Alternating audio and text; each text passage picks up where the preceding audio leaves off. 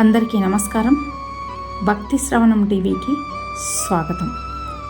ఏ బంధమైనా నిలవాలన్నా కొనసాగాలన్నా ఒకరి మాట మరొకరు వినాలి, ఒకరి మౌనాన్ని మరొకరు అర్థం చేసుకోవాలి. నీకు అవసరం ఉన్నా లేకున్నా ఒకేలా ఉండు. అవసరం కోసం ఎప్పుడూ నటించకు. ఏడ్చే కళ్ళను ఇచ్చిన భగవంతుడు దాన్ని తుడిచే వేళ్ళని కూడా నీకే ఇచ్చాడు.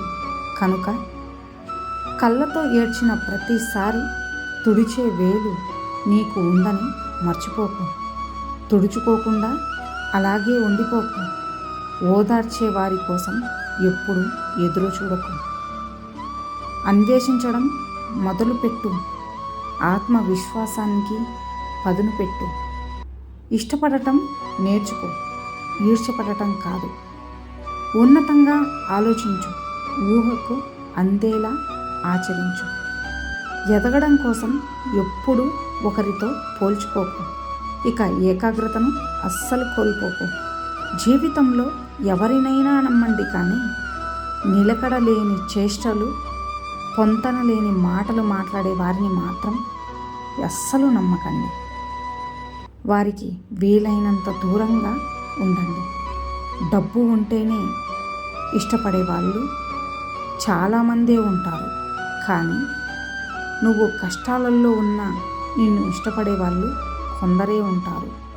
వాళ్ళే నీకు జీవితాంతం తోడుగా ఉంటారు. అలాంటి వారిని ఎప్పటికీ వదులుకోకు. జీవితం మనకు ఎప్పుడు ఏది నేర్పదు.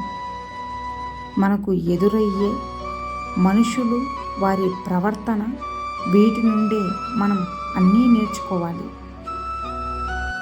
జీవితంలో ఎదురు దెబ్బలు తగలడం మంచిదేనేమో, కానీ కాలికి దెబ్బ తగిలితే వెళ్ళే దారిలో ఎలా నడవాలో తెలుస్తుంది.